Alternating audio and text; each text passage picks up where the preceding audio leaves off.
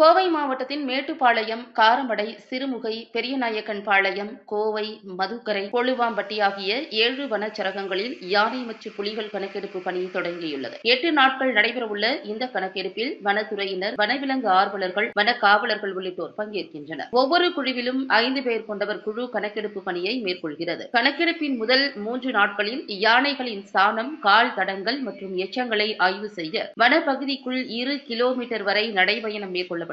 அடுத்ததாக 5 கிலோமீட்டர் வரை சென்று வன விலங்குகளின் நடமாட்டம் மற்றும் அதன் அடையாளங்கள் சேகரிக்கப்படும். 4ஆம் நாள் முதல் 8ஆம் நாள் வரை நீர்நிலைகள் மற்றும் வன விலங்குகள் அதிகம் உள்ள பகுதிகளை நேரடியாக ஆய்வு செய்ய உள்ளனர். நீர்நிலைகளில் வன விலங்குகளை நேரடியாக காண்பதன் மூலம் தாவர உண்ணிகள் மற்றும் ஊன் உண்ணிகளின் எண்ணிக்கையை கணக்கிடுவர். கணக்கெடுப்பின் முடிவில் சேகரிக்கப்பட்ட தகவல்களின் அடிப்படையில் புலிகள் மற்றும் யானைகளின் சரியான எண்ணிக்கையை கணக்கிட முடியும்.